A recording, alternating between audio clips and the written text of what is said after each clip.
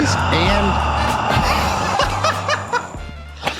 I saw, dude, Brad, I saw a comment that was Robbie sings the intro every episode, and it's so I wish I could be as confident as Robbie is tone deaf or something like that. And I was like, wow, shots fired. But also, you know what?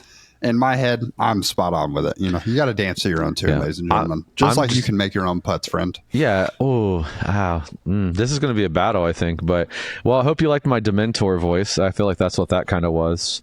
Hey, I loved it. I was here for it. Yeah. It just What felt an intro. How you doing today, brother? good. You know, I felt very Dementor-y because I was out in the cold, bleak dampness, and my soul was leaving my body when I was throwing today. So that's kind of where that came from, maybe. But other than that, good. I mean, I don't know. I feel like my form's like locking in, and I'm throwing like way farther, and I'm like getting a Hyzer flip out of discs, and I'm just like, now my accuracy's in the trash, but hey, something's got to give, I suppose. But it's been fun. I've actually played a little. Well, I haven't played around a disc golf, but I've thrown a lot of discs, so that's nice. What about you? I love it. How's dad life? Hey, dad life is great, man. Dad life is great. We getting everything down here dialed up for my first trip out of town here in a little bit. So excited to be up in Virginia. Excited to see all of y'all again. Yeah, we're gonna be rivals. Yeah. We're usually on the same team, but we will be rivals. Yeah. I will be rooting for your demise. No, dude, I am I terrified a little bit. I definitely had a practice session yesterday where I'm just like been working with my coach and everything. And Brad, I had 2 grip locks in a row. Not the only grip locks I had in a session, where I was just trying to warm up and throw into a net. And for some reason, my timing is off. And I sent these discs legitimately 90 degrees to the right. Like they snap through, and you can just watch as they fly off to the right. And all I'm doing is like immediately being like, oh no, New London's calling. And I'm just going to embarrass myself in front of Foundation Nation again. Oh, it's coming. It's coming. Hey, you're going to make up for it with the massive forehands, though. That's where you make it up. You know, I would hope, but also the weather is not looking good for Robbie C's disc golf game because it's going to be cold. So cold and forehands and snowing. putting. Yeah. Tough. Tough. Yeah, no, the snow, I really want to shoot on the day I leave.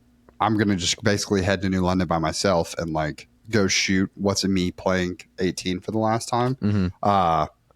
And let me tell you guys, it's going to be just as terrible weather as the only other time that I've played New London Longs, which was my first ever when I met you for the first time, Brad. If you remember the snow on the ground, all of that. That's the only time that I've ever played the full 18 New London Longs was that trip. Yikes. Yeah, that was not great either. Okay. Yeah, so we'll see. It'll be something. But I did want to, before we bring the guest in, I know people are going to ask about it. So I've got a video dropping today that we're recording, talking about the Star Pigs. And I'm actually planning on going Instagram live after my video drops to answer questions. Guys, Innova released Star Pigs. They released them at $50 for a collector's stamp. My video talks about how I feel about comparing that drop just to their own other drops. And turns out I was giving them favor. I thought the Halo Polecats dropped at $29.99, like $30 a drop. They didn't. They dropped at $20.99 when the Halo Polecat box dropped. And I talk about like the fact that gave you 2 discs, one of them being exclusive and a collector's item and all that. Anyways, it's fine. I talk about that a good bit, and then they release the Star Plastic stock run. And here's my honest thoughts, guys. I'm not upset for me personally with my pocketbook because I would have bought them at $100, like, because that is how much I pay third-party people for premium pigs anyways. So the fact that I get to give Innova that money and let them know that it's worth it, love it. I am so heartbroken for the idea that for me to try to convince people, hey, you should throw pigs. They're an amazing disc. Pig is love, pig is life. And then for them to just look from the outside in at like, oh, this is what Innova does to one of their own communities. It's very difficult to sell people on, you should come join the heartbreak with us. Right. This is what they do to us. So that's my biggest like moment. But I am super grateful that they're run. Let me tell you a sneak preview. It's the best pig that I've ever thrown in my life. This run is amazing. And I've thrown a lot of pigs. It's amazing. Totally worth, especially the $20. I think they were like the actual pig. If you told me that I was only going to be able to buy it at $50, I think it could be worth $50. I think that the packaging was a lie, but yeah, that's fine. There was room. So there was room to make that really worth the $50. So much room. Easily make it worth the $50. You could throw in shirts. You could throw like there's so many things you could have done to make it a win. And you also could have released them side by side as a marketing thing, right? Yeah. Like you could have been like, hey, if only there was a company. Have you ever heard of a company, Brad, that whenever they release a disc, they release a stock stamp and then a special run stamp at the same time, and you just pay a little bit more for the special run stamp? Yeah, it's weird. That happens, you know? Yeah. Huh. I like every manufacturer ever. Yeah. And I can't specifically, I can't put my mind around it. It's like there's an extra rim on the outside keeping me from getting there. Like I'm just stuck in this like gyro loop of thinking about it, but I can't put my finger on it. So, there is, it's possible. And I think I think either way you could have released it, then how they did it, hindsight's 2020, but like, it's fine. I think people would have paid for the $50 premium pigs if you make it worth it and you don't run 2,000 of them. Yeah. And I think you don't need to run 2,000. No. And I think that, you know, if I know package, like coming from the back end, I know packaging like costs money. It was nice packaging, right? I mean, it was totally custom, but that's fine. Like leave out the mini and the sticker and then drop the price down to like $29.99. I think very, very fine. Right? Would you buy it? Would you just for the mystery aspect, the limited stamp, and then like so they can make, you know, they're not losing money on the packaging, right? I mean, you think that's fair or no? I think at $29.99, no one's balking their head at it. Yeah. I think people are looking at, because you know what? It comes in as cheaper than a general. That's true. And it's like mystery, that.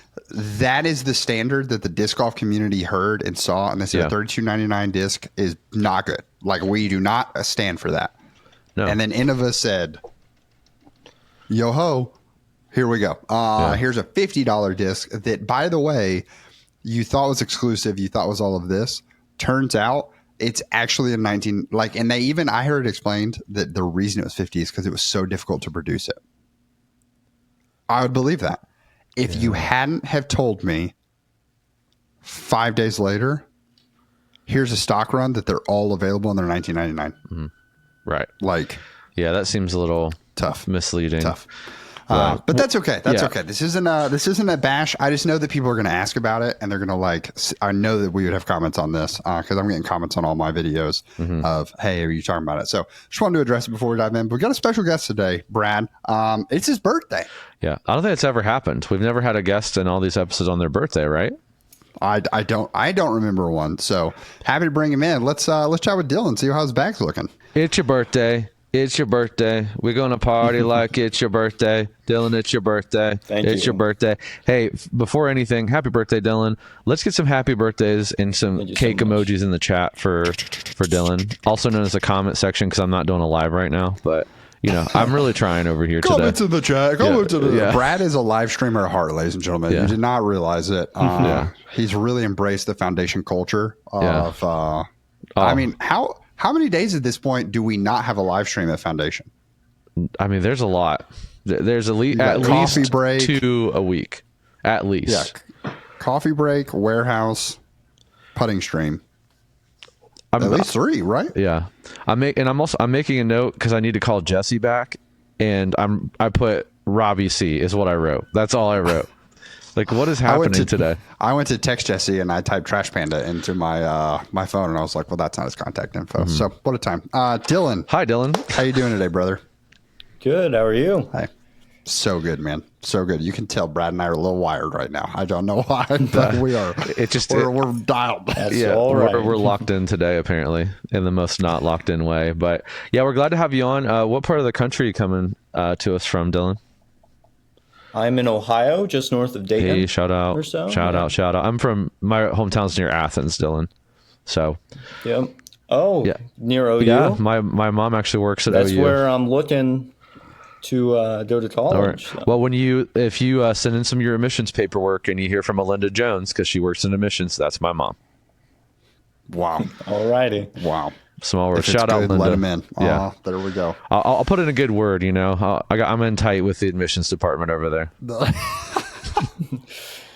I love it. Well, Dylan, we want our players. I guess that's probably if you listen to this podcast and you don't play disc golf, Do something else. Don't listen to this podcast. yeah, like hi grandma. I think that would be my only guess, and even then, this would be a confusing podcast to listen to if I did not play disc golf. I will tell. How are they you putting these that. pig? How are they putting a pig in a whole bag? Yeah. This man's got a pig and a rhino in there. How is his back handling that? Must be them young whippersnappers. Yeah. So Dylan, how long have you been playing disc golf, man?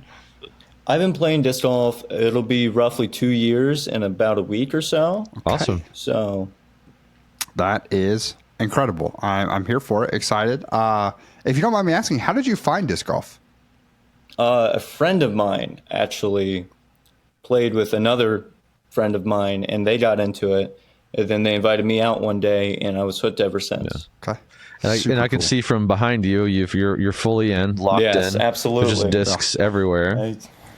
Yep. Here for it, dude. I'm all about that. All about that. So if we were to, let's get to know your game a little bit, Dylan. If we were to take you out to a field, we're going to say, put a basket X amount of feet away from you. How far do you feel like you can consistently reach that forehand and backhand?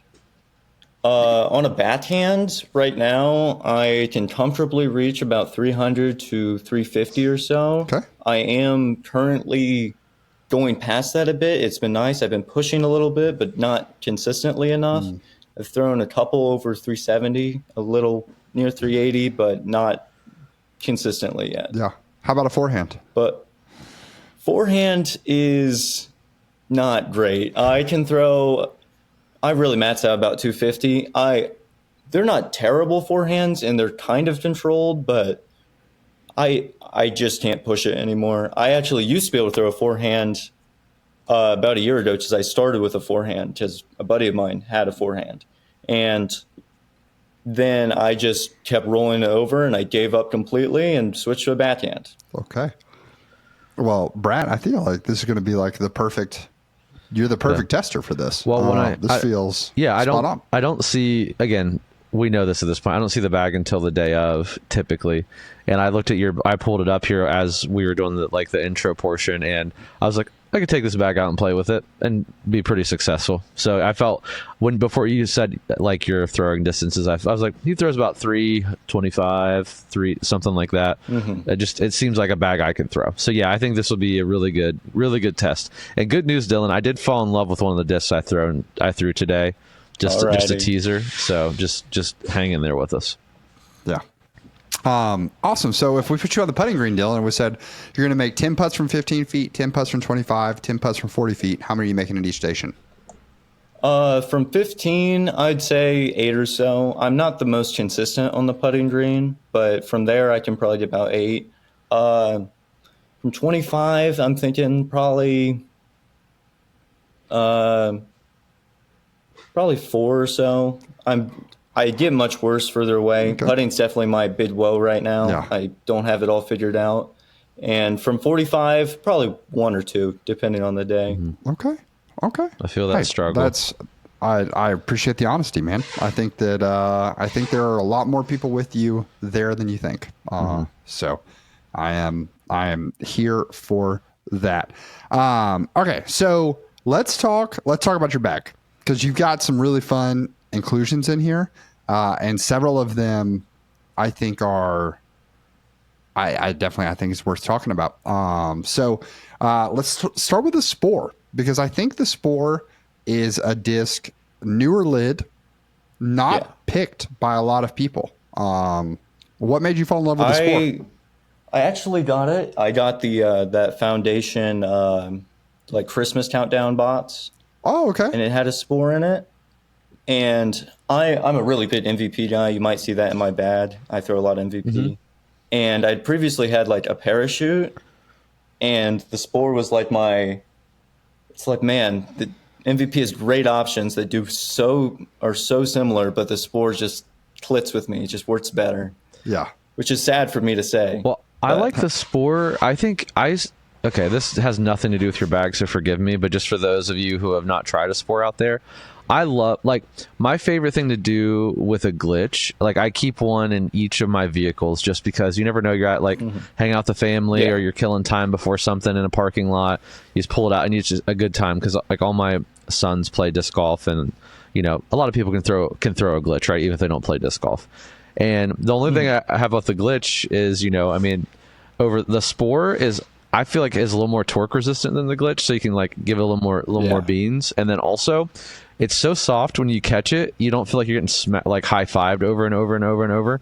So I would say it's a superior keep in your truck disc for fun. Yeah. That's my PSA for the Spore. The only problem I have with the Spore is it always kind of tricks me into thinking it's less stable than it is. So I'll throw a hard shot with it, expecting it not to fade, and it always does at the end. Yeah. Always fades. It does have, like, it's sneaky. Like, it's very sneaky. So you have the Spore, and obviously you have the Watt, and I understand the difference between those two discs, but I'm always curious because I think the Watt is also very underrated as well. I feel like it's like, so I have a friend here, his name's Cal, and he can just tear a course up with a Watt. Like, it is the straightest disc I've ever seen in my life, and I cannot figure out.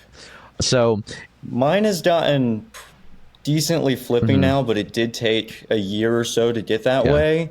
But it just goes so far, like almost into my mid-range distances, which it does become a problem sometimes for me on the course. But I can throw a Watt almost 270. Yeah. Because they just glides forever. And so decision making, you're like, okay, I need to really pump something out for the Watt. Spore is more like, I need to give something like maybe 100 foot floaty bid. Spore is much more of a utility. It's not as much. I mean, there's every now and then I'll throw it off the tee, but usually I throw the Spore for, like, I am just out of my putting distance and I need something to get there without it being super stable. Yeah.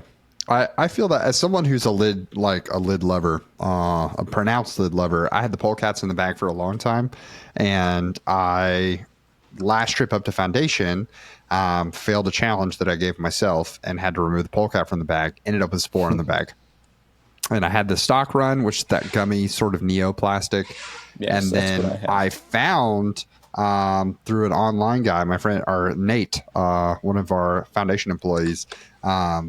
He and Birdie Fan member found someone who was selling like the cloud stones online, that more thick, rigid plastic. So I put one of those in the bag, and the polecat never stood a chance. Like, it has been great.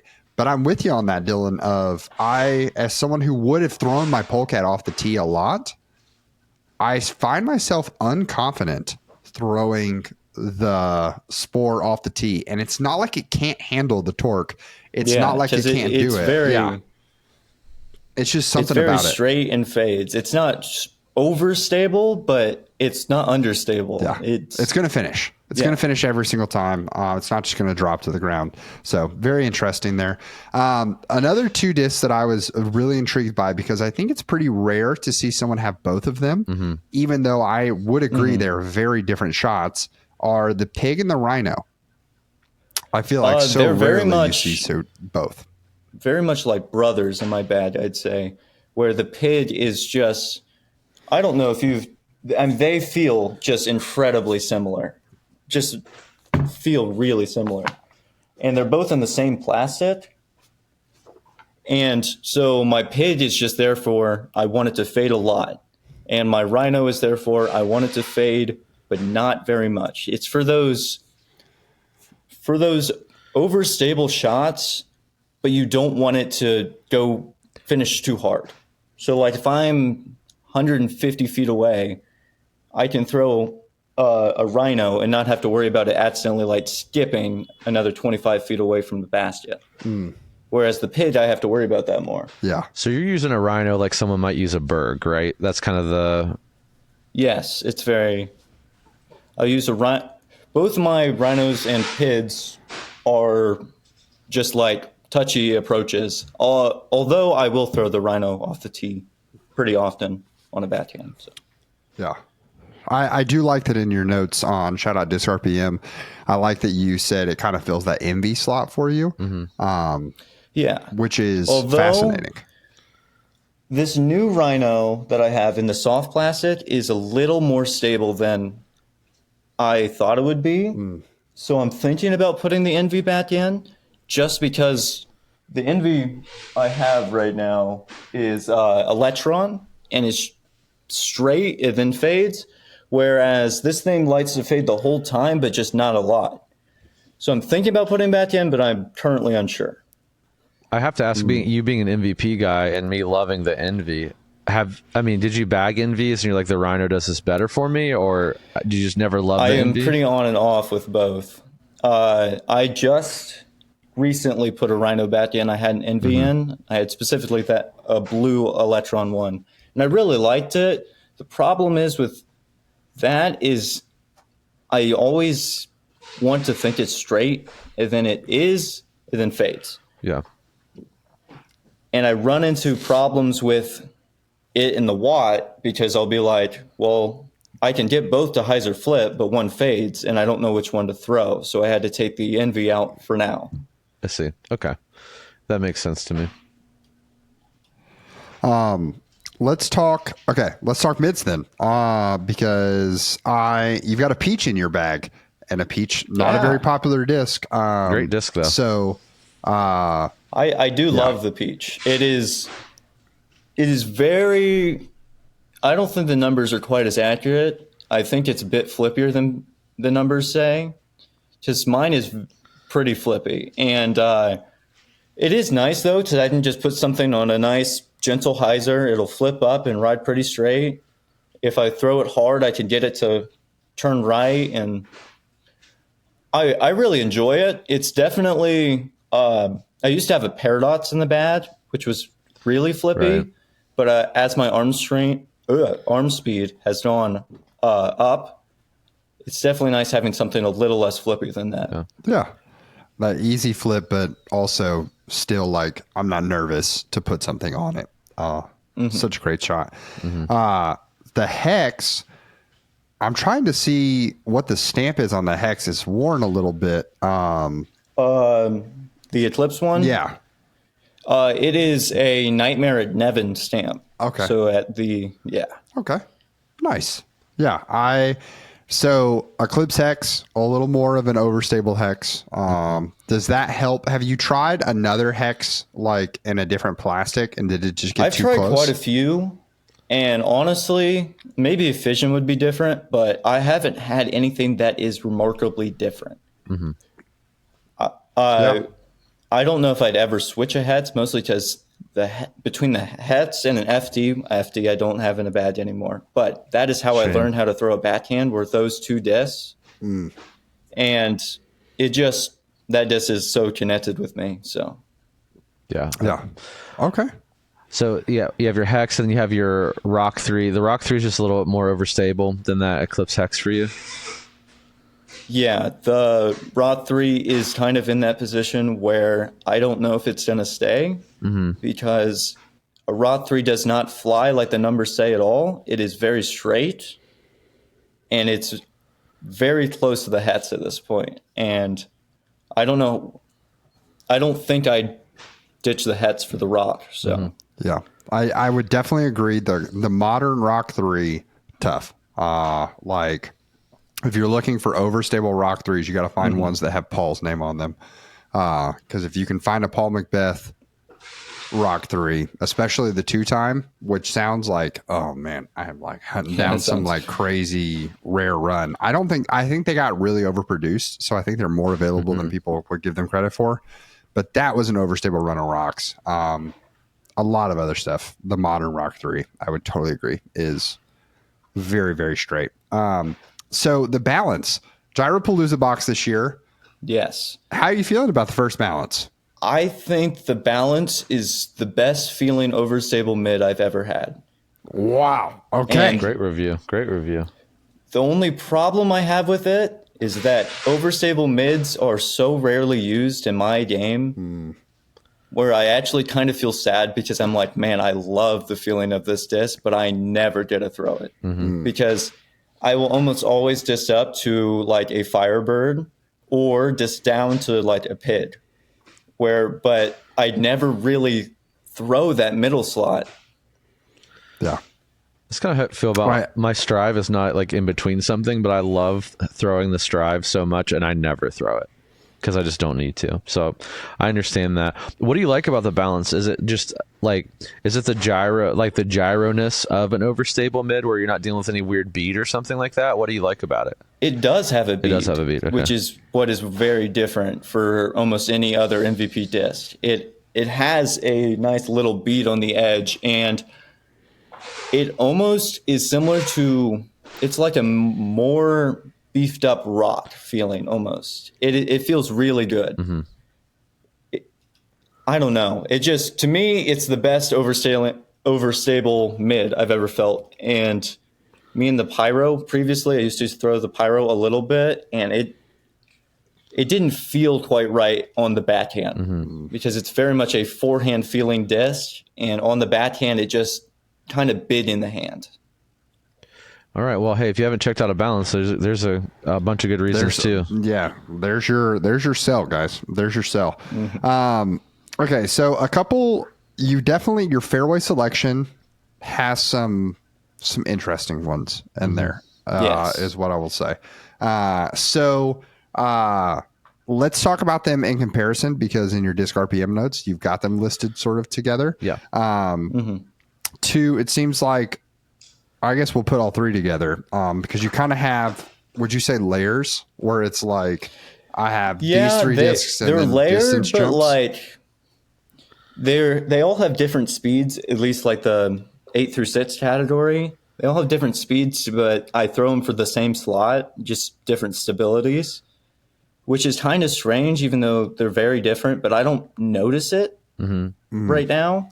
So Yeah. Okay. So, looking at it and saying, let's talk about the servo, since it sort of is the baseline for the other two. yes, the servo right now that servo in particular is my favorite disc I've ever had. I've thrown it more than any other disc other than maybe a putter for putting. Okay. And it is really beat in. And that is almost a problem right now is surprisingly that servo almost flies just like that DX Cheetah. Wow. It's that flippy. And I'm almost to the point where it's like, I'm going to have to take the Cheetah out so I can put another servo in because it has gotten flippy. Wow. Well, here on the podcast, we approve. We are here for the mold minimalization. I think that although there is a swag to having a DX Cheetah in your bag, I will say. Yeah, the Cheetah is the most underrated Innova disc of all time. I wish more people threw it and I wish they did more runs of it other than just DX and factory store star, because that's the only way you can get it. And it feels good. I feel like it's just the cousin of the Leopard, and that's how everybody sees it. And I wish people would give it more of a chance because it's a good disc. Yeah, that's fair. I think it's fascinating. When I will say, hold your head high, Dylan, because there's a good chance that you get Halo Cheetahs before we get Halo Pigs. So That's also true. I think that It might be in a just gotta give it a little $50 time. mystery package, but you Yeah, might get it. Yeah, could be. But worth. So, okay. Yeah, I like that idea, that compliment to it. I actually want to take the Cheetah, and I just want to go ahead and jump straight to the Heat. Yeah, I think it's a good call. The Heat. The Heat is not as flippy as the Cheetah, and it is more something that I like. A flippy 9-speed, something I've always had in my bag, and I'll reach for it every now and then in the woods when I need like a longer shot, but I want something to flip. Okay.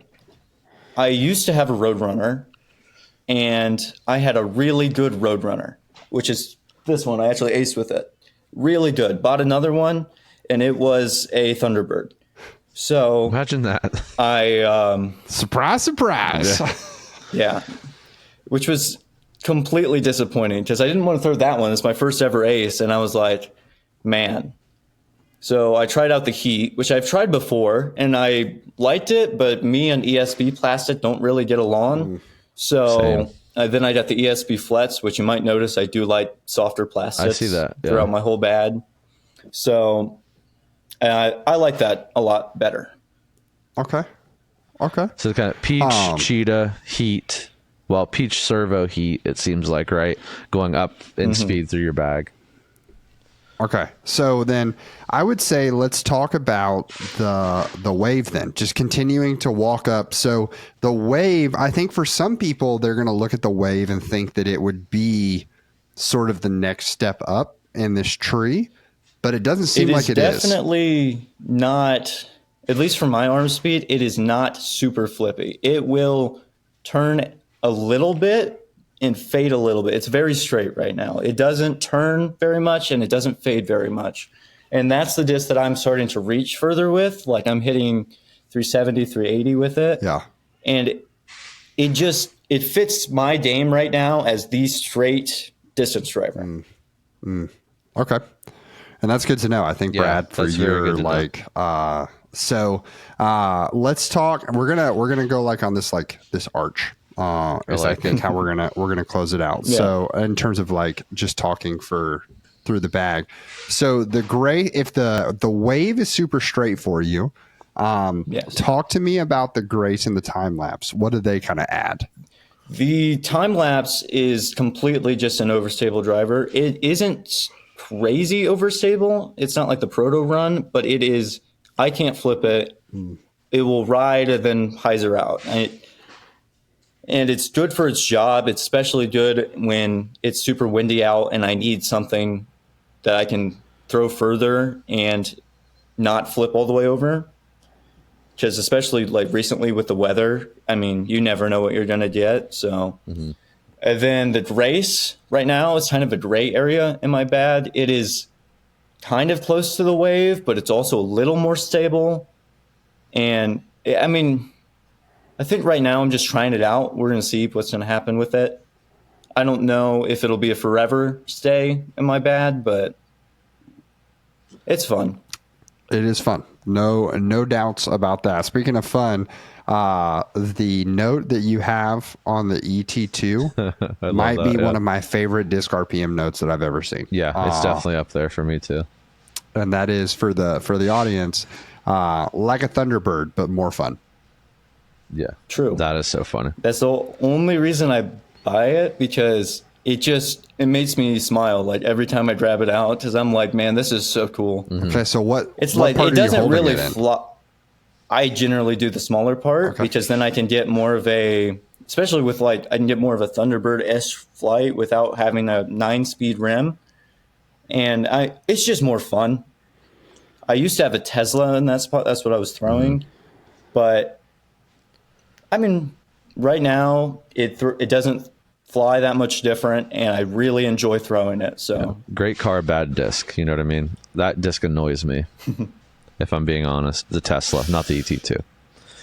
ET2. The Tesla is a Thunderbird. It is not a -1.2. No, it is. I don't like it.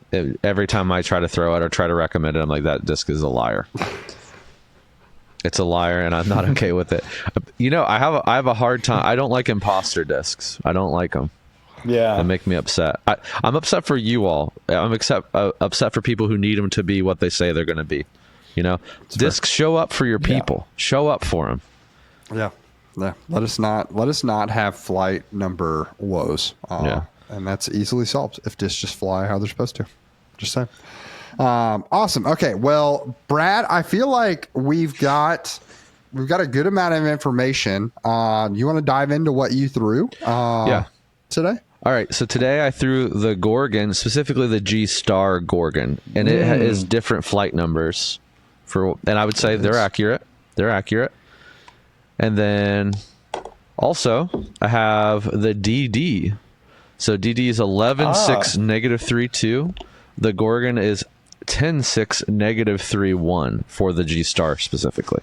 I think the R Pro has the adjusted flight numbers as well for the Gorgon, because it's typically a 10.6 -2.1, right? Yeah.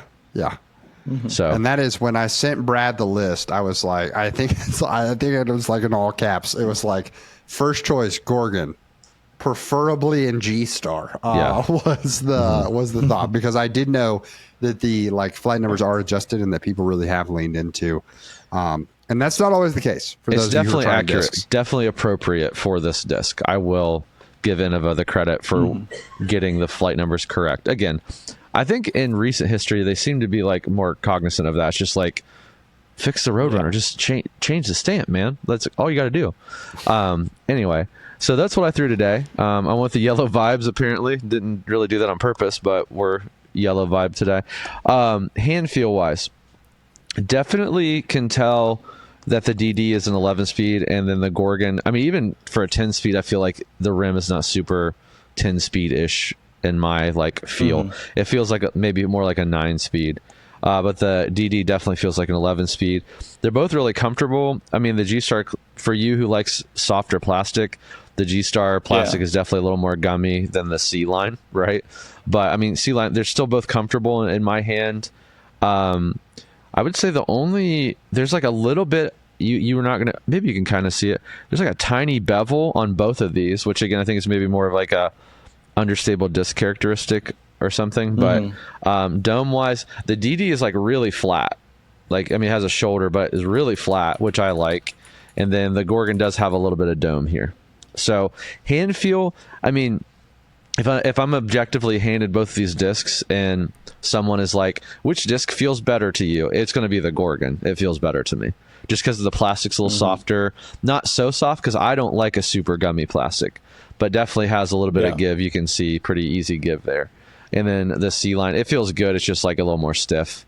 So like objectively, the hand feel award goes to the Gorgon today. Robbie, I'll let you. I developed a very quick bias with these discs, so I'm going to let Robbie lead this conversation as to keep me honest. Yeah. No, I think that I like that you give the hand feel to the Gorgon, because it's so unique. It reminds me. Dylan, have you thrown any Clash fairway drivers or drivers? I've thrown the vanilla before, and it's not too bad, but it is a little straighter than I would thought. Yeah. And then other than that, I've never thrown any other. No, I've thrown the millet, but I thought, no offense to the millet, it is really clunky, and it's not my favorite. Yeah, so. For sure. The Gorgon reminded me of a less extreme cookie/soda. I don't know how you feel about that, Brad. Because I definitely felt like the Gorgon had like that rounded, like running away from you vibe. Yeah. And some people love that. Yeah, it's definitely. I'm glad you made the millet comment, because the millet is like an extreme version of this. But this is like someone took the millet and like squished it to where a disc should be, right? And then. Yeah, the millet just feels really drastic. Yeah. It's like really just clunky. Yeah, this is not like that. To your point, Robbie, it's closer probably to, it's more domey than a vanilla though.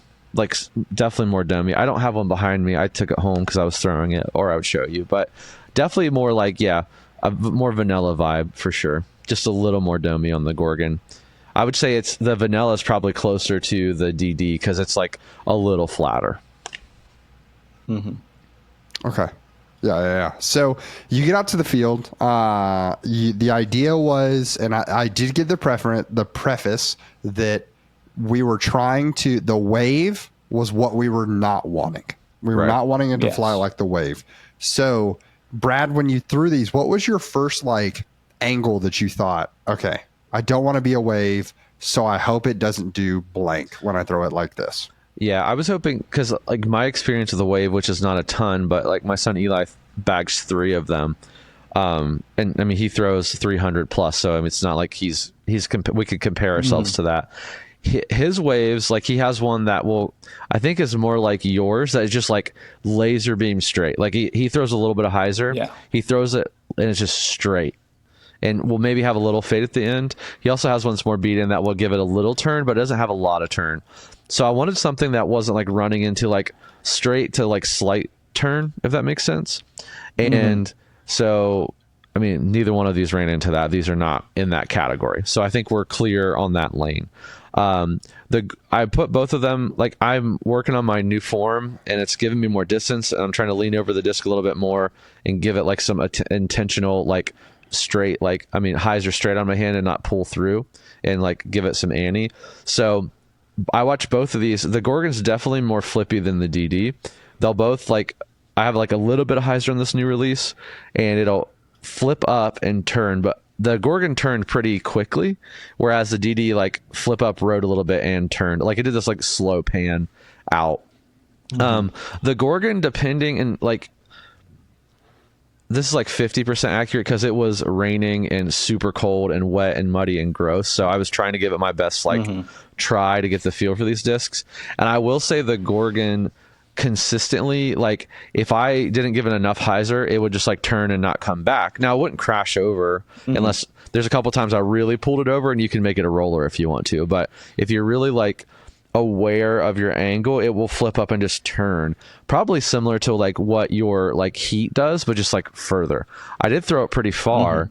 Now the DD, and I think it's the plastic type as well, it would flip up and ride right, and then just like start coming back to the left at the end. Every time it would ride, come back to the left. Yeah. So it definitely has a lot more width than the wave, like the DD. Like if I'm thinking about your straight wave, or even if it turns a little bit, the DD gives you more of like that right or left to right width if you need it, but it's like going to come back. It's not going to just like stay there. The Gorgon will actually like just keep that like ante line and just pan the whole time. So my experience with like a Star Gorgon is kind of similar. It might have a little bit of bite at the end. I did for fun. 1 second. 1 second. I did just for fun. I did throw this new Halo Champ Gorgon, and I will say this is more close to like your wave.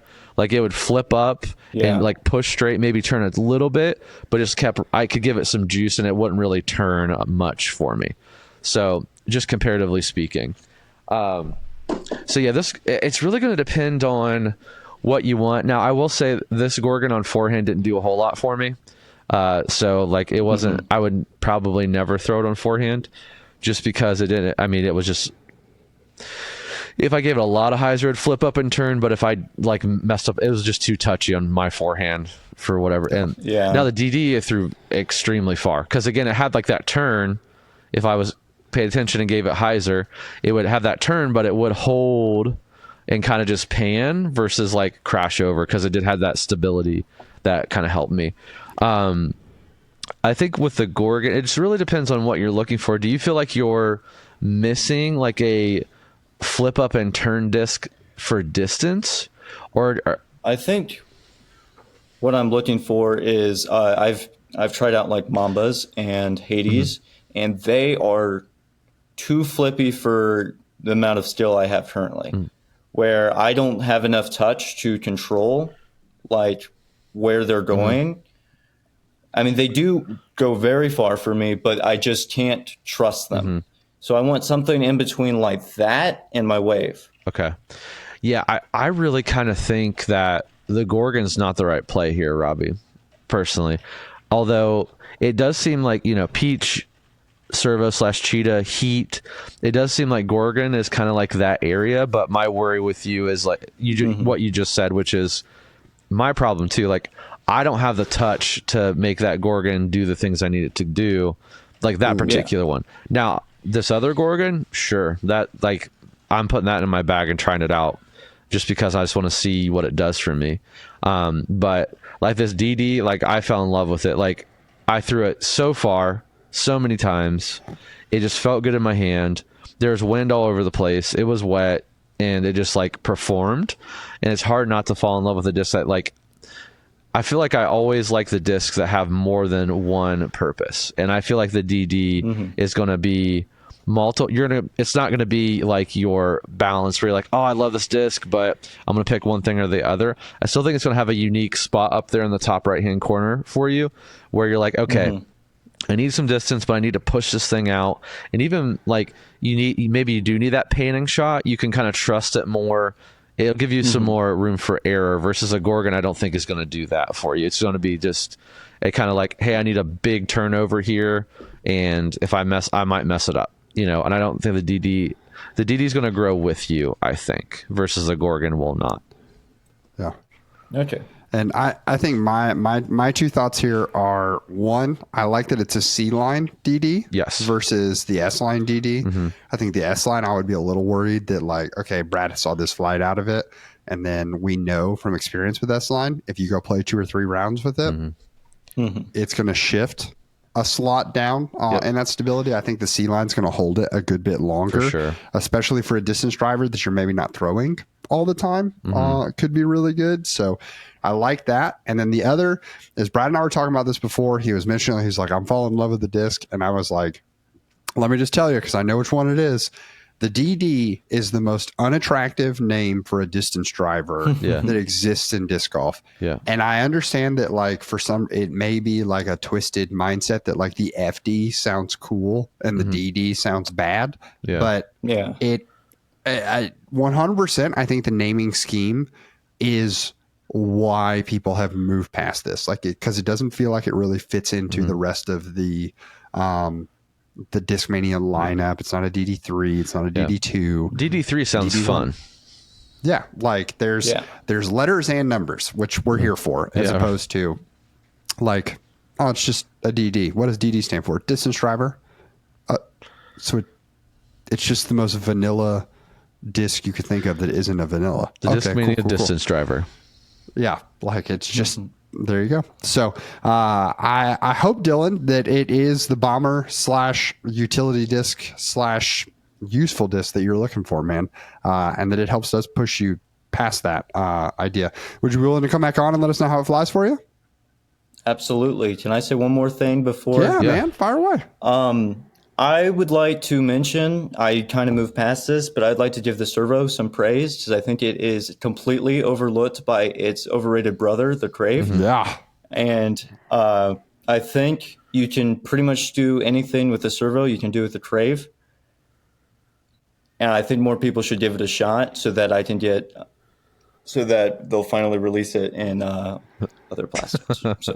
Hey, we're here for trust me. We stand for that on this podcast. Yeah. We stand for that, and I completely agree with you. I had a review of servos comparing them to Stalkers a little while ago, and I think I said that exact same thing. I think I was like, guys, why are we not throwing the servo so much more than the Crave? Because it's like I think it's a more extreme. The servo to the Crave, to me, is the eagle to the T-Bird. Like, there's they're more very turn similar discs and more fade. Yeah, I would agree. It turns more, but it's also doing to dump more. Yeah. Whereas the Crave just likes to hold more. Yeah. If I get over on a Crave, it has no chance of coming back. If I get over on a servo, I definitely still think it can. Can't have room to fly. So yeah. MVP, get Dylan this man, get him some plastic. Eric, I know you're listening. Absolutely. We love you. Yeah. We appreciate you. Servo runs, people need them. Yeah, people need less them. Tesla, more servo. 2025. I love it. Well, Dylan, we appreciate you, man. Hope you have a great rest of your day, and we'll see you on a future episode, man. All right, another one. That was a fun one. Another one. Yeah, I love seeing people's bags that I'm like, we could just that maybe that's a challenge. Yeah. Well, maybe that's a challenge. Like maybe it's like, okay, we do a wheel, right? This is a video idea for me and you, Robbie. Okay. Sometime when you're in town, this one's gonna be a little tight, maybe, but let's get a wheel and we'll spin a wheel. It'll be like 1 through 138. It'll be representing all the episodes we have, and then whatever it lands on, each of us play with that guest's bag. Ooh, that could be fun. Yeah, I like that. That'd be a good time. Because, definitely this bag, I'm all over it. I could have a good time with this. I think I could play I mean, pretty much any course, if I'm being honest. I mean, I may not play my best, but I think I could play okay. Yeah, it makes me think of like, it definitely takes me to some episodes when I'm like, that would be hilarious if we end up with we end up in a world that you get one of our guys that throws like 450. Oh, I know. And then I end up with like the 10 disc bag. Yeah. That would be. I feel you have the advantage there. You're a 10 disc bag kind of guy. I think you could tear it up. I do love some minimal bags. Yeah. Some good times. Speaking of things that I love, Brad, I love new discs, and thankfully you find yourself in a place where there might be a few of them. There's so many. Oh my gosh. So big things to highlight this Friday. When you're listening to this right now, they are out. The brand new, and why do I never grab these discs anymore? Brand new. They're like literally 30 feet from me. The brand new Connor Shaman. It's a new stamp. We call it the Conman 25. So it releases this Friday. The Trevor. Oh, look at this. Jason's the man. Look, here we go. Is that Fidel Castro? No, that's Connor. And this is thank you, Jason. So that's his new stamp. There's glow, diamond glow, and then also metal flake. We also have the Trevor Cash restock and cool new colorways. I mean, there's pink and yellow and blue and a few green. Pink's new, so make sure you jump on those. Also, Robbie, and it's not over here either. I do have one. The new Robbie C Wizard stamp. Check that out, baby. Oh, and this blue on blue, spicy, spicy. First full size stamp that we've done on Wizards. Yeah, I love how this turned out personally. And I had a Shaman right behind me. I have my disc rack over here is basically all the custom stamps we've run since I've worked here, and it was right behind me the whole time. Brain's not firing all cylinders today. Anyway, It's the cold. It's the cold. So we have new Connor Shaman, Trevor Cash, and we also have the new Robbie C Wizards dropping this week. We also had a bunch of cool Ganon Discmania, like P3Xs, FD1s, but they're like in this cool. I'm not like Horizon. I don't even know what they called it, but one has like a money, like he's on like a dollar bill. One's like the highest rated round ever. So a lot of cool plastic there. So check that out. Also, we put the whole Brody store up basically last week, so all that stuff's still live. I left it on sale for one more week, everybody, just so you know. So one more weekend, we'll leave that on sale. Next week, we're jumping back up to normal prices. So make sure you check all those things out. Subscription box, we have quite a few openings, actually. This month is crazy. This box is crazy.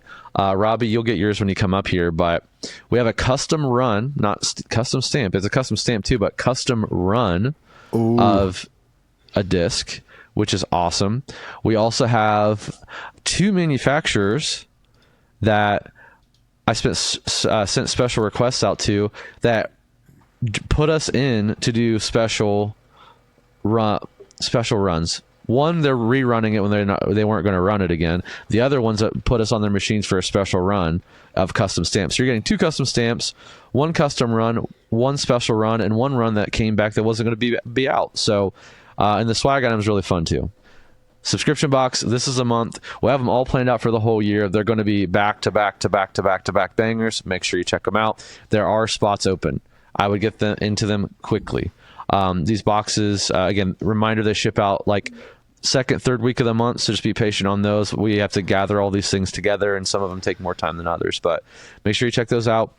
Make sure you check out the other stuff. Again, Foundation Care, try this stuff risk-free for 30 days. If you don't like it, we can swap it out for something of equal value that you do like.